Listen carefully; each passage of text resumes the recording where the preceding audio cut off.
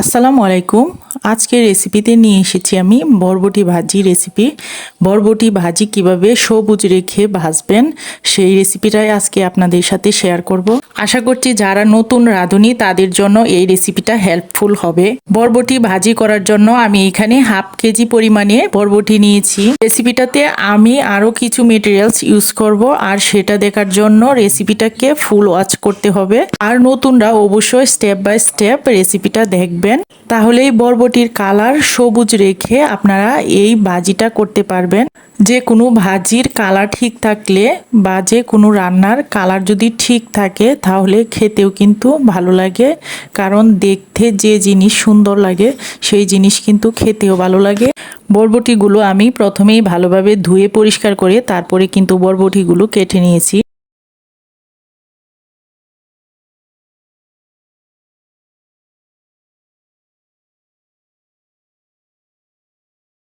বরবটির সাথে আমি দুইটা ছোট সাইজের পেঁপে এবং দুইটা ছোট সাইজের আলু ইউজ করব।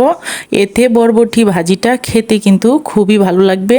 তাই পেঁপেগুলোকে আমি পিলারের সাহায্যে খোসাগুলো ছাড়িয়ে নিচ্ছি। ভাই রে ভাই, ছুরি কাছি পিলার এগুলা দিয়ে কাজ করা খুবই কঠিন মনে হয়, কারণ আমরা বাঙালি আমরা বেশিরভাগই দা বটি দিয়ে কাজ করে থাকি। আর আমার কাছে মনে হয় এটাতে লজ্জার কিছু নেই, যে যেইভাবে অভ্যস্ত তাকে সেইভাবেই কাজ করা উচিত। আর আমরা যারা হাউসওয়াইফ তারা রান্নার কাজ পারি না এমন কিছু নেই বললেই চলে, সব কাজ সব কিছু দিয়েই করতে পারি। তবে আমরা যে যেইভাবে অভ্যস্ত সে সেইভাবে কাজটা করলে চটজলদি যে কোনো কাজ করে ফেলতে পারি।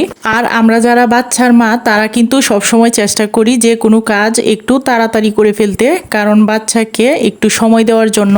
যাই হোক, রেসিপি শেয়ার করতে গিয়ে আপনাদের সাথে অনেক গল্প করে ফেললাম। এখন আমরা মূল রেসিপিতে চলে যাই। পেঁপে এবং আলু ছোট সাইজের করে টুকরো করে কেটে বরবটির সাথে দিয়ে অল্প একটু লবণ দিয়ে একটু বাফিয়ে নিব। লক্ষ্য রাখতে হবে সবজিগুলো যেন বেশি সিদ্ধ হয়ে না যায়, অর্ধেক সিদ্ধ করে নিলেই কিন্তু হয়ে যাবে। বেশি সিদ্ধ করতে গেলে আবার কালারটা নষ্ট হয়ে যাবে। বরবটির যে সবুজ কালারটা সেটা কিন্তু নষ্ট হয়ে গেলে দেখার সৌন্দর্যটা নষ্ট হয়ে যায়।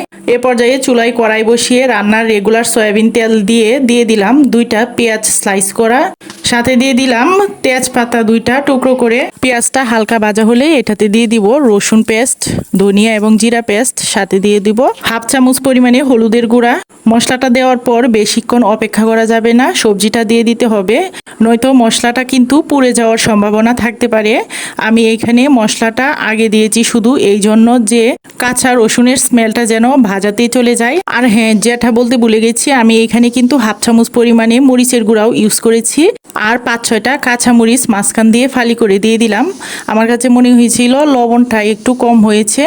কম মানে আমি যখন ভাপিয়ে নিয়েছিলাম সবজিগুলো তখন কিন্তু অল্প একটু লবণ ইউজ করেছিলাম, তাই আমি এখন লবণটা ছেঁকে তারপর লবণটা দিলাম। এই পর্যায়ে সবজিটা আর ঢাকা যাবে না, সবজিটা আর না ডেকে এখন শুধু নাড়াছাড়ার ভিতরে থেকে ভালোভাবে ভেজে নিলেই কিন্তু তৈরি হয়ে যাবে ভীষণ মজার এবং বরবটির কালারটা একবারে সবুজ সবুজ রেখে বরবটি ভাজি।